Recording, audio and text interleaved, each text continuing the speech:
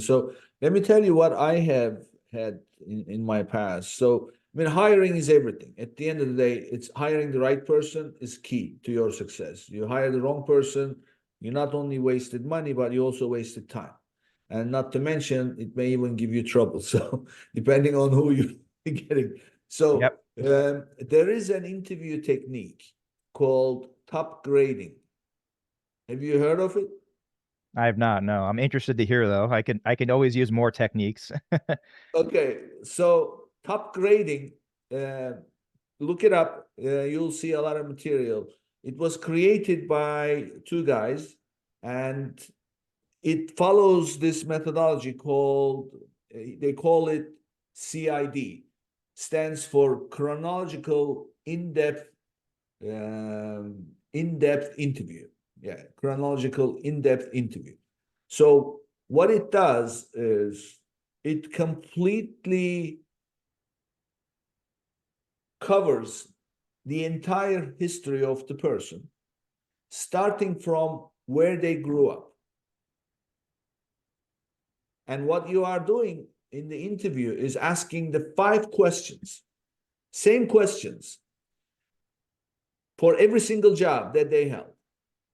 But what happens is when you start from, tell me, where did you grow up? They start telling you some of their experiences. And what happens is, I actually did this. I was looking for a chief operating officer, and somebody came, applied for the job, and I asked, so tell me, where did you go to school and blah blah. And one of the questions for the early life is, did you have any extracurricular activities? Did you play sports? And she said, yeah, I was the vice president of this club that we created. And then something else, yes, I was the second in charge of this. And then I was the vice president of something else. And I said, you know, I'm seeing a pattern here. You're very accomplished and always the second in charge.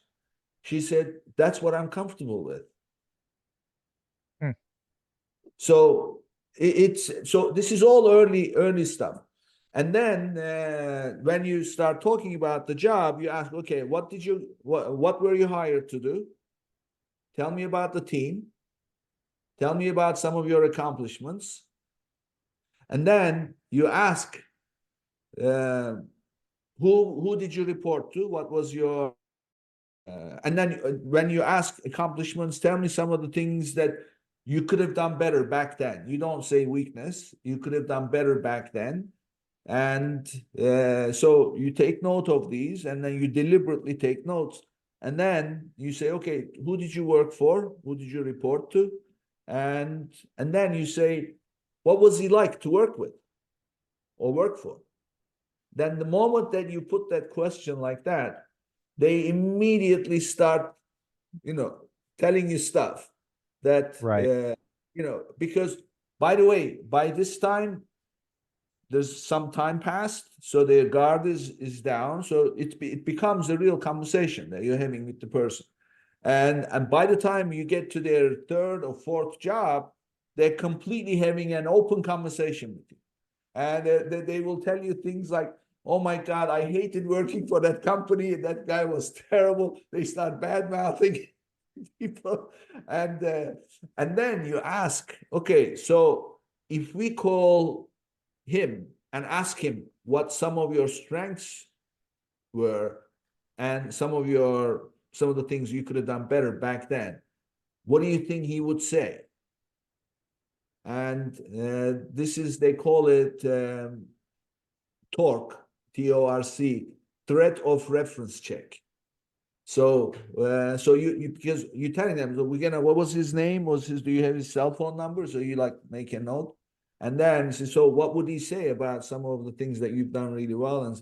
And so when you do this, I can tell you, Jake, I was hiring this guy to be my distribution, old process person.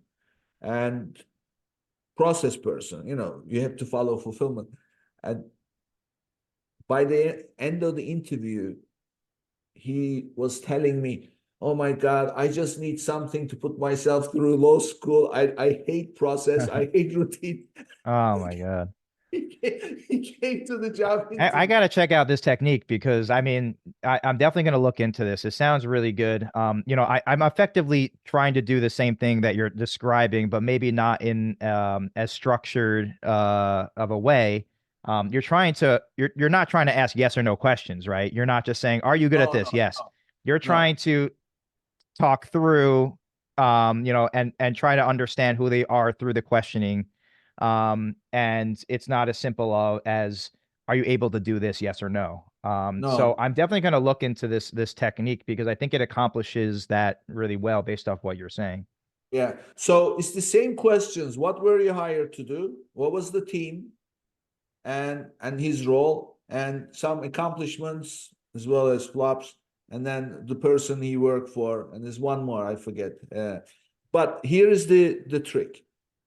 Before you do the interview, what you do is you create categories for scoring. So you're scoring on, let's say, communication, you're scoring on knowledge, you're scoring on analytics, experience. So you create these 6, 7, 8, 9 different categories. And then as he gives his answers, you record them, of course, you make notes, but you assign a score. Because when you have 8, 9, 10 people applying for the same position, how do you cannot compare words, but you can definitely compare numbers. So you create a scorecard ahead of the interview, and then that scorecard applies to every single applicant. And then you're asking the same questions and scoring in the same way. And of course, scoring is coming from you.